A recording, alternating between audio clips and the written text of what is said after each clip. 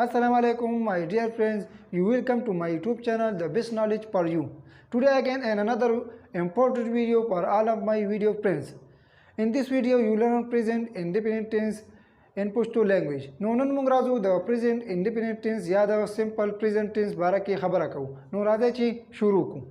د ټول نه مخکې تاسو نه که څوک تپوس وکړي یا پوښتنه وکړي چې آیا present tense present indefinite tense یا simple present tense د څه لپاره استعمالیږي نو د دې آسان درې څیزونه دي درې تاسو ورته د درې څیزونو په ویلو سره جواب ختمولی شئ جواب ورکولی شئ یعنی څه شی روټین یو پیکس دوه او هیبټس درې یعنی روټین هغه شیز ته ویل کېږي کوم چې تاسو ځان ته روزمره کارونه کوئ یعنی سهار مونځ کوئ سهار سکول ته ځي راځي ماسپښین چوټي کوي د غرمې مونځ د ماخوستن مونځ ځینې خلک هسپتال ته ځي ځینې دفترونو ته ځي ځینې کارونو له ځي دا زموږ روټین دی صحیح شو غرمې ډوډۍ خوړل د ماسپښین ډوډۍ خوړل داسې د ماسخوتن د ماښام او داسې د سحر شی ناشته کول دا زموږ روټین دی صحیح شو ورپسې دا ټینس هم د دې لپاره استعمالیږي روزمره کم کارونه کېږي تکراري د دې لپاره دا ټینس استعمالیږي بله خبره دې کې دا ده چې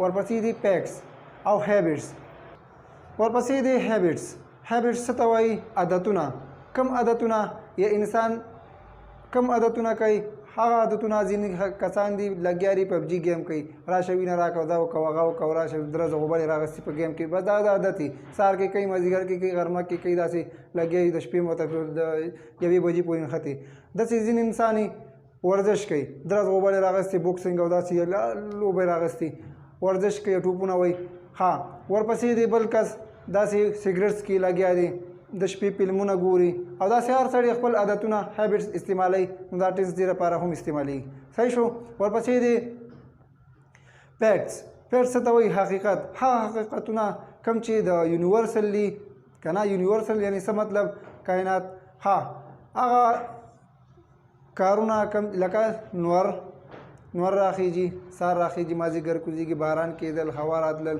او داسې یونیورسل حقیقتونه کم چې د الله تعالی طرف نه دي دې ته حقیقت ویل کېږي صحیح شو نور دا ټینس د ورځني فعالیتونو باره کې هم استعمالیږي دا ټینس صرف او صرف د تکراري کارونو لپاره استعمالیږي د ټولو نه مخکې د دې ډیفینیشن زده کوئ په انګلیش کې نو د دې ډیفینیشن څنګه دی تاسو ته سکرین باندې ښکاري اول د دې ډیفینیشن زده کوئ که څوک درنه پوښتنه کوي چې لکه دې ما ته انګلیش کې ډیفینیشن وکړه نو ته به ورته څنګه ډیفینیشن کوي د دې ډیفینیشن آسان ډیفینیشن ډېر ورکوټي او شارټ او سمال ډیفینیشن دی نو تاسو دا ډیفینیشن هر چا ته ویلی شئ بالکل ښایسته او آسان ډیفینیشن دی نو وګورئ تاسو ته سکرین باندې ښکاري اټ شوز ډیلی روټینز پیټس اینڈ هیبټس بس دا دی ډیفینیشن دی راځئ چې د دې پیژنګلو وکړو په یاد ولرئ چې د دې پیژنګلو د یو څو ټکو نه یعنې 4-5 ټکي دي خو ستاسو دپاره ډېر مهم ډېر امپورټنټ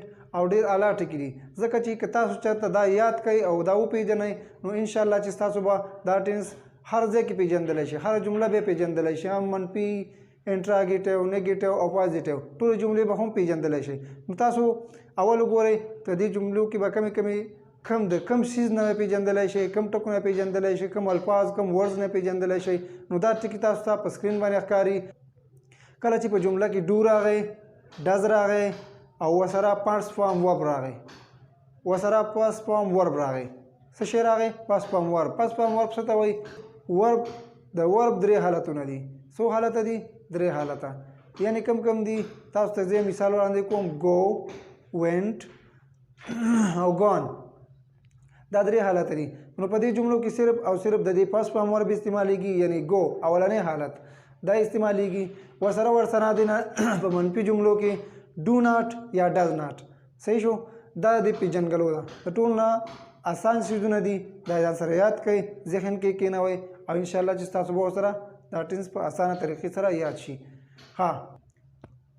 تاسو ته زه یوه جمله وړاندې کوم د دې باره کې چې دا جمله څنګه ده منفي هم درته ښیم او سوالیه هم درته ښیم ورسپره او پازیټیو اول تاسو ته پازیټیو جمله جوړوم پازیټیو جمله څنګه ده I go to school څه شی I go to school بس دا څه شی زه سکول ته ځمه داسې نه چې زه روان یم یا به ځمه یا تللی وم نه I go to school مطلب دا دی چې زه سکول ته ځم دا تکراري زمانه ده که داسې ورسره ووایو I go to school every day زه روزانه سکول ته ځم داسې نور هم ښه شوه خو دا ټینس دقسې استعمالیږي د تکراري باره کې استعمالیږي چې تکرارونه کارونه کم روټین وي کم کارونه وي دا دې باره کې استعمالیږي ورسره بیا زه ووایم چې نه ځم زه سکول ته که نه زه سکول ته نه ځم صحیح شو I do not go to school صحیح شو I do not go to school صحیح شو ورپسې زه سکول ته نه ځم دا ورپسې جمله چې دا درېمه سوالیه جمله د ټولو نه مخکې به راواخلئ ګورو دا ډو به راواخلئ سر کې به ولګوئ صرف بره جملې ته مو ګورئ لاندې جملو ته مو ګورئ دې کې به څه راواخلئ ډو به راواخلئ سر کې به ولګوئ د سوالیه جملې ډو I go to school آیا زه سکول ته ځم که ورسره ایوری ډے ولګې نو دا داسې مو ورسره هم ویلی شي ډو I go to school every day آیا زه روزانه سکول ته ځم که ایوری ډے ورسره ونه لګي هم پروا نه کوي که ورسره دې ولګله نور هم پته لګېږي چې یار دا ټینس اوس نه دی روان یا به سبا له به نه ځي یا به مثال تللی نه و دا داسې ټینس دی چې دې سکول ته ځي یا نه ځي بس دغه خبره ده ساده الفاظو کې دا خبره ده صحیح شو دا راځو دلته دې نه پس تاسو سټرکچر جملې فارمولې او د دې کم روټین څه دی کم چې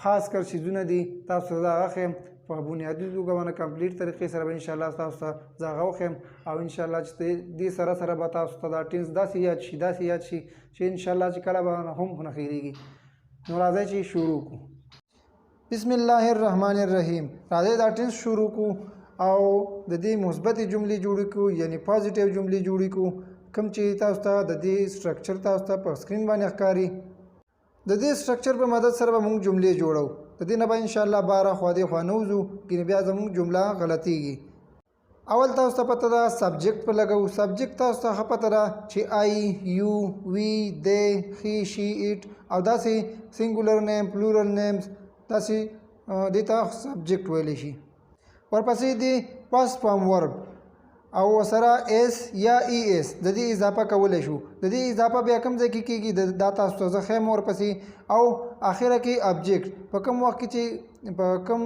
چیز باندې چې کار واقع شي هغې ته ابجیکټ یا کمپلیمنټ ویلی شي اوس تاسو ځان سره یوه بله خبره یاد ساتئ کله چې هی شي ایټ او سینګولر نیم دا راشي نو دې نه پس تاسو اس یا ای اس اضافه کولی شئ د ورب سره څه کولی شئ اس یا د ای اس اضافه کولی شئ نو دا د ای اس اضافه په کوم ځای کې کولی شئ او د اس ای اضافه کوم ځای کې کولی شئ نو تاسو ته ما لاندې دا 15 الفاظ درکړي دي ډبل اس سی ایچ او اس ایچ او ایکس او دا 15 الفاظ ما تاسو ته درکړي کله چې دا د ورب اخر کې راغی کله چې د ورب په اخره کې راغی نو تاسو ورسره ای اضافه کولی شئ او که دا ورسره نو په اخره کې دا نو تاسو صرف اس اضافه کولی شئ هم د هغه چا سره چې هی شي ایټ او سینګولر نیم نو د دې سره به تاسو په جملو کې هم پوه شئ خو صرف دا خبرې تاسو یو ځل واورئ انشاءالله تاسو به په جملو کې ښه په اسانه طریقې سره پوه شئ اوس تاسو د جملې ته وګورئ دا انګلیش ته ټرانسلیټ کوو او دا به څنګه ټرانسلیټ کوو دې کې وګورئ چې دې کې اول څوک دی یعنی اول پکې سبجیکټ پکې څوک دی هغه او بیا پکې کوم کار کیږي نو تک پکې کیږي نو د هغه دپاره موږ څه استعمالو هی صحیح شو ورپسې شي څه کوي ځي روان دی نو پس په ور به لګو څه شی ځي نو چې ځي روان دی ورسره به څه لګو ګو هی ګو تاسو ته ما مخکې نه ویلي کله چې د ورب په آخره کې او راغی ایکس راغی اس ایچ سی ایچ دا راغی نو د ګو په آخره کې څه راغلی تاسو وګورئ که نه د ګو په آخره کې او راغلی نو دې سره مونږ څه ویو ګوز ګو به نه وایو هی ګو به نه وایو هی ګوز ټو آفیس هی ګوز ټو آفیس هغه دفتر ته ځي اوس دې بلې جملې ته تاسو وګورئ هغوی کرکټ کوي دا به مونږ انګلیش ته ټرانسلیټ کوو د سټرکچر په مدد سره په دې کې موږ اول وګورو چې سبجیکټ پکې کم یو دی، څوک دی، څوک کار کوي. نو تاسو ته اول سبجیکټ دی که ښکاري څوک دی؟ هغوی پکې سبجیکټ دی او څه کوي؟ کرکټ کوي.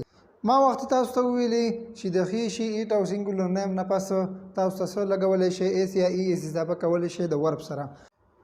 خو د آی، وی، یو او د پلورل نیم نه بعد اضافه نشئ کولی، یعنی د ورب سره د ای ایس یا د ایس اضافه نشئ کولی. ولې چې دا روټین دی. که تاسو ووایئ چې آی هم سینګولر دی او یو هم سینګولر دی، نو دا د ګرامر یو اصول دی، بس دا یو اصول دی، دې سره اضافه نشئ کولی. کومو سبجیکټو سره اضافه نشئ کولی؟ آی، یو، وی، دی او پلورل نیم سره. د ورب سره د ایس یا د ای ایس اضافه نشئ کولی. اوس راځو موږ خپلې جملې جوړو. تاسو دې لاندې جملې ته وګورئ. هغوی کرکټ کوي. صحیح شو. په دې کې سبجیکټ دی هغوی یعنی دی، ورپسې دی کول دی که نه، کرکټ کول دی ورب دی. نو د پس پام ورب اولنی حالت په ولګو پلی. صحیح شو. دې سره ای ایس یا ایس نه زیاتېږي ځکه ته دې اصول ما تاسو ته بیان کړل. نو څه کوي؟ ابجیکټ څه شی دی؟ کرکټ کوي. څه کوي؟ کرکټ کوي. نو هغوی کرکټ کوي. دی پلی کرکټ. د دې سنټنس مثال داسې دی که چېرته همداسې تاسو نه څوک تپوس وکړي چې آیا هغوی کرکټ کوي که نه کوي، یعنې لګیا مګیا نه دي. صحیح ده. آیا هغوی کرکټ کوي؟ او هغوی کرکټ کوي. آیا هغه سکول ته ځي؟ او سکول ته ځي. دفتر ته ځي؟ او دفتر ته ځي. بس د دې نه چې یاره لګیا دي یا تللی او یا راغلی او یا داسې واغسې نه، بس چې چا نه تپوس وکړو چې هغوی کرکټ کوي او هغوی کرکټ کوي، بس ساده الفاظو کې. اوس تاسو د بلې جملې ته وګورئ. زه په کارخانه کې کار کوم. صحیح شو. I work in the factory. د دې ورب ته وګورئ. تاسو ګوره ورب سره ایس نشته، نه ای ایس شته، نه ایس شته. نو دا څنګه دی؟ تاسو ته ما ویلي چې آی وي دې سره ایس نه لګېږي، د دې هغې ورب سره ایس نه لګېږي. نو I work in the factory. زه په کارخانه کې کار کوم. ورپسې جملې ته تاسو ګورئ. هغه په دفتر کې کار کوي. She work in the office. تاسو دې جملې ته وګورئ. د انګلیس جملې ته چې دې کې کومه غلطي ده؟ شي ورک ان د آفیس. شي ورکس به وایي. څه به وایي؟ د ورب سره به ایس لګئ. دا ورک چې دی دې سره ایس نشته، دې سره به څه کوو؟ ایس په زیات کو، نو دا جمله به صحیح شي. شي ورکس ان د آفیس. هغه په دفتر کې کار کوي. بیا صحیح شو. اخرنۍ جملې ته تاسو وګورئ. هی واش. واش سره ای ایس زیات شوی. لکه وګوره تاسو ته ما لاندې دا کې درکړي دي پټه کې وګورئ. سی ایچ په دې کې راغلی دی. اخره کې سی ایچ راغلی. نو په ورب کې تاسو وګورئ سی ایچ شته. نو ورسره څنګه څه زیات شوي دي؟ ای ایس ورسره زیات شوي. واچ نه څه شی جوړ شوی؟ واچ. زه هی واچ د ټي وي ایوری نایټ. هغه هره شپه ټي وي ګوري، هره شپه فلمونه ګوري. دا خبره ده. دې نه پس راځو مونږه منفي جملې جوړو. یعنې انکار چې پکې یادېږي یو کس یو کار نه وي کړي یا نه کوي، نو هغه جملې جوړو تاسو ته. په دې کې د سبجیکټ نه پس ډو ناټ یا ډز ناټ لګېږي. ډو ناټ د کوم سبجیکټ نه پس لګېږي او ډز ناټ د کوم سبجیکټ نه پس لګېږي. نو تاسو ته سکرین باندې ښکاري ښي شي ایټ او سینګولر نیم نه پس ډز ناټ لګېږي او آی یو وي دی او پلورل نیم نه پس ډو ناټ لګېږي. نو دا دی یو روټین دی. څنګه چې هغې کې ای ایس زیاتېده، دې کې مثال ډز ناټ دی. نو ډو ناټ سره دا ای ایس زیات شوی دی، نو ډز ناټ ته جوړ شوی. هماغه حساب خبره ده. تاسو ذهن کې ځان سره دا کېنوئ. اوس راځو منفي جملې جوړو. هغه په کارخانه کې کار نه کوي. دا به انګلیش ته ټرانسلیټ کوو. نو ټرانسلیټ څنګه دی؟ اول تاسو جملې ته وګورئ. هغه نو ښي، ورپسې ډز ناټ یا ډو ناټ. نو تاسو ته ما ویلي ښي نه پس څه لګېږي؟ ډز ناټ. څه به لګو؟ ډز ناټ. ښي ډز ناټ ورک ان د فیکټري. ښي ډز ناټ ورک ان د فیکټري. د دې ورب سره ایس یا ای ایس نه زیاتېږي. په منفي جملو کې او په سوالیه جملو کې د ورب سره ایس یا ای ایس نه زیاتېږي، ځکه چې ډز سره ای ایس زیات شوی دی. بس همدغه مسله ده. دې لاندې جملې ته تاسو وګورئ. زه کرکټ نه کوم. څنګه ویلي دي؟ زه کرکټ نه کوم. آی ډو ناټ پلی کرکټ. اخرنۍ جملې ته تاسو وګورئ. شي ډز ناټ واش د کلاس. هغه جامې نه وینځي. او دا جملې ختمې شوې. دا منفي جملې وي، انکار چې پکې یادېدې. ورپسې دې پسې سوالیه جملې جوړو. چا نه به پوښتنه څنګه کې، سوال به چا نه څنګه کې. نو راځه هغه شروع کوو. د دې ټینس تشریح تاسو ته ما ځکه ډېره وکړه چې صحیح په صحیح معنو سره او په صحیح طریقې سره به پوه شئ. د دې نه نور ښه تشریح نه کیږي ځکه چې ما تاسو ته هر یو ټکي هر یو الفاظ مې تاسو ته وښوده په دې کې نو ان شاء الله چې د دې نه به اسانه طریقه تاسو ته په اخره کې وښیم چې دا ویډیو تاسو کتلی وي او په اخره کې هغه اسانه طریقه وګورئ ان شاء الله دا ټینس په تاسو ډېر په اسانه طریقې سره یاد شي نو اوس راځو سوالیه جملې جوړو په سوالیه جملو کې به اول ډو یا ډز لګي ورپسې سبجیکټ او پاست فارم ورب او اخره کې ابجیکټ پس چې کار واقع شوی وي او په اخره کې به سوالیه نشان لګو یعنی ساين اف انټروګیشن چې ورته وایي په انګلیش کې تاسو ته سکرین باندې ښکاري دا وګورئ مخامخ تاسو د پښتو دی جملې ته وګورئ آیا هغه دفتر ته ځي دا جمله به مونږ اوس انګلیش ته اړو نو تاسو مخکې نه یاد کړي هم دي په دې کې به مونږ اول لګو ډو یا ډز نو اول به موږ سره لګو ډز به ځکه لګو چې دې کې هغه راغلی هی ډز هی go to the office does he go to the office آیا هغه دفتر ته ځي ورپسې جملې ته تاسو ګورئ آیا هغوی هره جمعه کرکټ کوي نو لاندې د انګلیش ترجمې ته انګلیش ټرانسلیټ ته ګورئ do they play cricket every Friday آیا هغوی هره جمعه کرکټ کوي که دا جمله تاسو داسې ووایئ دا ایوری ډے پکې بیخي یاد نه کوئ do they play cricket آیا هغوی کرکټ کوي ایوری فرایډے چې ورسره دی کوي هره جمعه آیا هغوی هره جمعه کرکټ کوي داسې نور کارونه تاسو هم یادولی شئ یعنی ګوره دغه بله جمله تاسو داسې ویلی شئ does he go to the office every Friday every day every month آیا هغه هره ورځ دفتر ته ځي آیا هغه روزانه دفتر ته ځي یا هره میاشت دفتر ته ځي هره جمعه دفتر ته ځي نو ډېرې جملې تاسو جوړولی شئ داسې اخرنۍ جملې ته تاسو ګورئ do you eat the banana every night آیا ته هره شپه کیلې خورې ځینې کسان د ماسخوتن کې کلب لځي ماښام کې کلب لځي نو د هغوی چې د کلب نه واپس راځي کیلې خوري او داسې خوراکونه کوي کلب سره سره ښه خوراکونه کوي خو ډېر کسان کیلې خوري نو تاسو د هغه نه تپوس وکئ هغه نه تپوس کولی شئ داسې څنګه تپوس پتې کولی شئ په انګلیش کې do you eat the banana every night آیا ته هره شپه کیلې خوري نو بیا تعالی هغه جواب درکولی شي یس او نو کې جواب درکولی شي صحیح ده په دې سره سره زموږ دا ټینس ختم شو او دا جملې ټولې ختمې شوې پازیټیو نیګیټیو او انټراګیټیو سوالیه مثبتې او منفي جملې درې وانه ختمې شوې اوس دا تاسو ته دا درې وانه جملې ډېر په اسانه طریقې سره ښیم دا ویډیو تر اخره پورې وګورئ نو راځه چې دا اسانه طریقه شروع کړو اول دې جملې ته تاسو وګورئ هغه مارکیټ ته ځي مثبته جمله ده پازیټیو جمله ده he goes to market اوس په دا منفي جملې ته څنګه اړو منفي جملې ته یعنی انکار چې پکې یادېږي چې یاره دا مارکیټ ته نه ځي نو هغې ته به یې څنګه اړو نو اول به تاسو ته ډو ناټ او ډز ناټ دې کې لګوئ څه به لګوئ نو دې کې به تاسو څه لګوئ he does